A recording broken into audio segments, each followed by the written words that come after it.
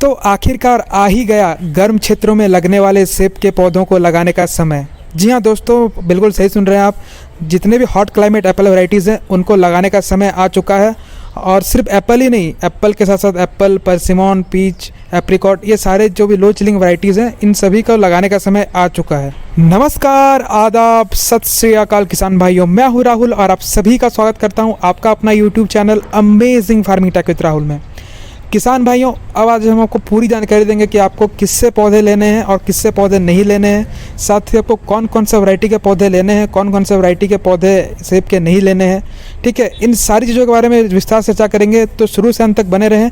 साथ ही आपको प्राइस बता देंगे कि कितना तक अगर आपको प्लांट मिल रहा है तो आपको जो प्लांट है वो सही रेट में मिल रहा है और किससे ज़्यादा आपको प्राइस पे नहीं करना है। ठीक है, इस प्लांट के लिए तो हम आपको इन सारी चीज़ों के बारे में जानकारी देंगे विस्तार से। तो चलिए इस वीडियो को देरी न करते हुए शुरू करते हैं।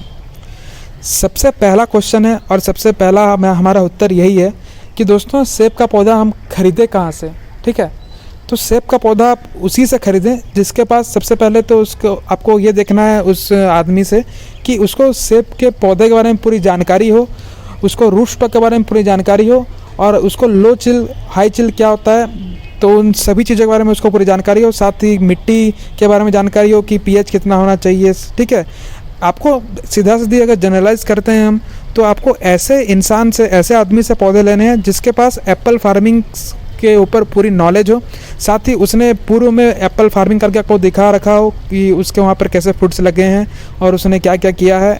आपको वैसे ही इंसान से सेब के पौधे लेने हैं जिसके पास आपने खुद देखा है, फूल से फल लगने तक का प्रोसेस देखा हुआ है। ठीक है दोस्तों, हम ऐसा इसलिए कह रहे हैं क्योंकि देखिए सेब का पौधा आम के पौधे जैसा नहीं होता है। इसमें काफ़ी सारी दिक्कतें भी आती हैं और काफ़ी सारी जो समस्याएं आती हैं उसका समाधान होना, जानना जिससे पौधे ले रहे हैं उसके पास इन सारी चीज़ों की जानकारी होना काफ़ी आवश्यक है। क्योंकि दोस्तों बहुत सारे लोग ऐसे होते हैं जो पौधे तो बेच देते हैं और पौधे लोग ले लेते हैं, लेकिन कुछ दिन बाद प्लांट्स मर जाते हैं क्योंकि उनको अच्छी से गाइडेंस नहीं मिल पाती है। तो आप उसी से पौधे लीजिएगा ना जिसके पास पूरा गाइडेंस हो, जो आपको पूरा गाइड कर सकता हो कि आपको किस समय कौन सा खाद का उपयोग करना है, किस समय कौन सा फंगीसाइड का उपयोग करना है, किस समय कौन सा पेस्टिसाइड का उपयोग करना है। तो आप उसी से ना पौधे लेने चाहिए आपको, ताकि वो आपको सही समय आने पर आपको जो गाइड है वो कर सके। तो हमने आपको बता दिया है कि आपको किससे पौधे लेने हैं। साथ ही आपको जिससे पौधे ले रहे हैं आप, वो आपसे पूर्व से परिचित रहना चाहिए, ताकि आपको ऐसा नहीं है कि अचानक से कोई आदमी आया यूट्यूब पर उठकर कि उसने बेचना पौधा स्टार्ट कर दिया, आप उससे लेना स्टार्ट कर दिए क्योंकि उसका प्राइसिंग कम है। ऐसा नहीं करना है आपको इस पर भरोसा है और आप जिसको बहुत पुराने समय से देख रहे हैं, विश्वास है आपको उसके ऊपर, आप उसी से पौधे लें सेब के। तो हमने आपको ये क्लियर कर दिया कि आपको सेब के पौधे किससे लेने हैं। अब हम आ रहे हैं कि आपको सेब के पौधे कौन कौन सा वैरायटी के लेने हैं। देखिए दोस्तों, वैरायटी तो बहुत सारे हैं सेब के, लेकिन ऐसे कुछ ही वैरायटीज़ हैं जो कि हमारे जो गर्म वातावरण है, हम पूरे भारतवर्ष की बात कर रहे हैं। पूरे भारत का जो जितना भी गर्म क्षेत्र है उन सभी क्षेत्रों में, चाहे वो समुद्र तट हो, चाहे वो दक्षिण में कन्याकुमारी हो, इन सभी क्षेत्रों में जो है सेब का ट्रायल लगभग हो चुका है। ठीक है, हम इन्हीं वैरायटीज़ का आपको जानकारी देंगे और अगर आप खुद से एक्सपेरिमेंटल कुछ वैरायटीज़ लेना चाहते हैं तो वो भी ले सकते हैं। लेकिन हम आज विशेष रूप से हम बताएंगे कि आपको कौन कौन से यही वैरायटी को लेना है, क्योंकि अगर आप हाई चिल वैरायटीज़ को लगाते हैं तो उसमें फ्रूट्स नहीं लगेंगे। तो इसमें ना ही आपका सिर्फ पैसे की बर्बादी होगी, बल्कि आपका जो सबसे बड़ा बर्बादी हो जाएगा समय का। पूरे 1 साल तक आप उस पर खाद पानी अपना समय देंगे, लेकिन आखिर में वो आपको रिजल्ट नहीं दे पाएगा। इसलिए आप जो लो चिलिंग वैरायटीज़ हैं उसी को लगाएं। उसमें सबसे पहले आता है अन्ना, दूसरा आता है डॉर्सेट गोल्डन, तीसरा आता है HRMA99 और चौथे नंबर पर आता है ट्रॉपिक स्वीट। ठीक है, अगर यही वैरायटीज़ अगर आप लगाते हैं तो इस पर जो है आपके सेब के पौधे में फ्रूट्स लगेंगे।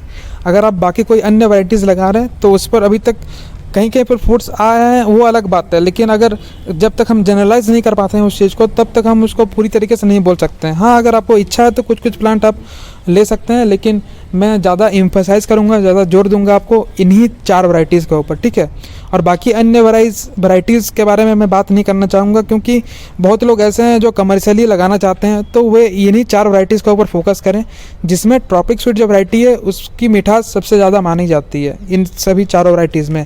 लेकिन एक बात ये भी है कि ये सेल्फ पोलिनाइजर वैरायटी नहीं है।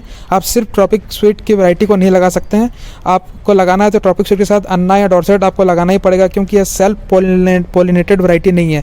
इसको फ्रूट बनने के लिए अलग पौधे का जो फूल के जो परागण है यानी कि पोलिनेशन के लिए आपको दूसरा पौधा लगाना ही पड़ेगा, जैसे अन्ना या डॉर्सेट, ठीक है। तभी आपको जो है इसमें अच्छे फ्रूट्स देखने को मिलेंगे ट्रॉपिक स्वीट के पौधे में।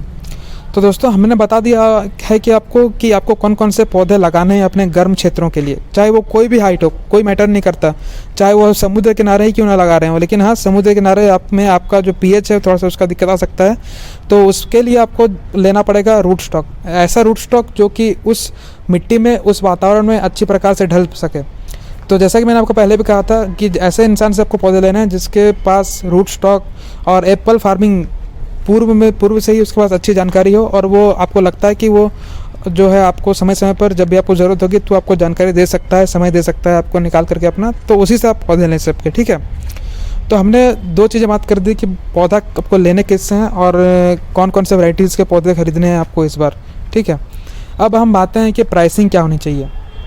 सबसे पहला बात तो अब बहुत जगह से ऐसे फ्रॉड की जो बातें हैं वो सामने से खुल कर आ रही हैं कि जो हाइट वाले क्षेत्र है वहाँ से लोग पौधे ले रहे हैं 70-70, 80-80 रुपये में। लेकिन वहाँ पे क्या हो रहा है, वहाँ पे हो रहा है कि जो बिल्कुल जो हाई चिल वैराइटीज़ हैं उसको ग्राफ्ट करके तुरंत न्यू ग्राफ्टेड प्लांट दिया जा रहा है। और सबसे पहला और सबसे ज़रूरी बात तो ये है कि आपको कभी भी जो न्यू ग्राफ्टेड प्लांट्स हैं वो नहीं खरीदने हैं, क्योंकि उसकी जो मोर्टेलिटी रेट है बहुत ज़्यादा है। बहुत ज़्यादा प्लांट्स जो है लगाने के बाद मर जाते हैं, बहुत ही कम प्लांट्स ऐसे होते हैं जो सर्वाइव कर पाते हैं। और हमारे पास ऐसे कॉन्टैक्ट हैं जिन्होंने हमें फ़ोन करके कहा है कि उन्होंने न्यू ग्राफ्टेड प्लांट लिए।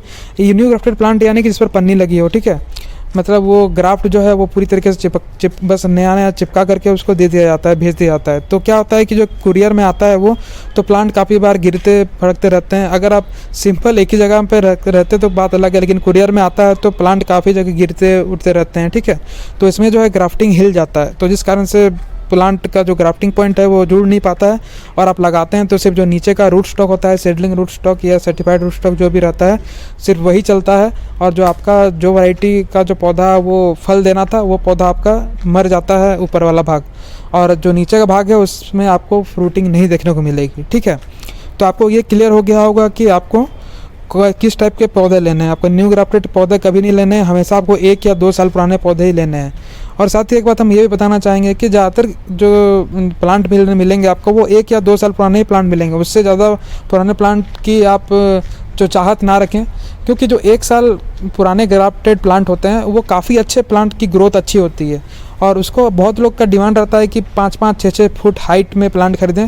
तो इससे कोई समझदारी की बात नहीं है, क्योंकि इतने बड़े बड़े जो प्लांट है वो आप लेके आओगे, एक तो कुरियर चार्ज आपका एक्स्ट्रा लगेगा ही लगेगा, साथ ही आप जब प्लांट लगाते हो तो भी आपको उसको काट करके ही लगाना पड़ता है, ठीक है। 3-4 फुट में ही हाइट रहना चाहिए उसका, उससे ज़्यादा अगर आप हाइट में लगाते हो तो उसमें ग्रोथ कम आएगा, क्योंकि अगर आपको जब लगाते हो तब भी काट कर ही लगाना है। तो उससे अच्छा है कि आप वहीं से कटा हुआ प्लांट ही ले लो, जिससे कि आपका कुरियर चार्ज भी कम लगेगा और साथ ही आपको प्लांट्स भी अच्छे मिलेंगे। और आपको मैं रिकमेंड करूंगा कि 1 साल पुराने ग्राफ्टेड जो प्लांट है आप उसको लगाएं, उसमें ग्रोथ काफ़ी अच्छी आपको देखने को मिलेगी, और जो उसका प्लांट का मोर्टेलिटी रेट बहुत ही कम रहता है, आपके सारे प्लांट जिंदा रहेंगे, ठीक है।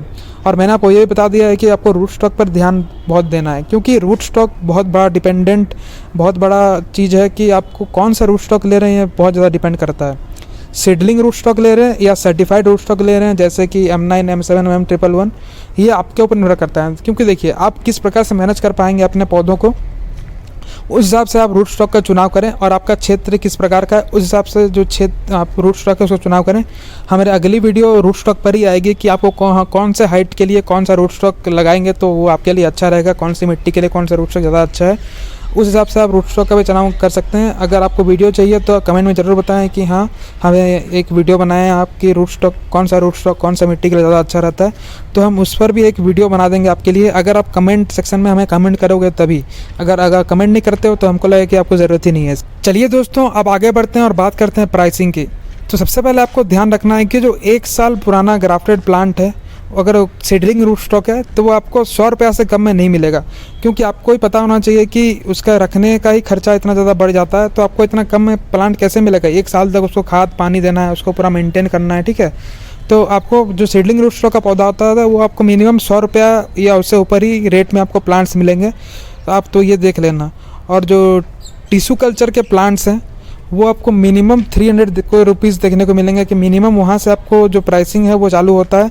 अब वो प्लांट की क्वालिटी जैसे जैसे बढ़ती जाएगी वैसे वैसे उसकी प्राइसिंग बढ़ती रहती है। ठीक है दोस्तों, तो मिनिमम आपको जो प्लांट मिलेंगे सीडलिंग या टिश्यू कल्चर के, मैंने आपको बता दिया कि टिश्यू कल्चर के सभी रूट स्टॉक में लगभग सेम प्राइसिंग रहती है, और सीडलिंग रूट स्टॉक का मैंने बता दिया आपको कि इतना प्राइसिंग पर ही आपको प्लांट मिलेगा, अच्छे प्लांट।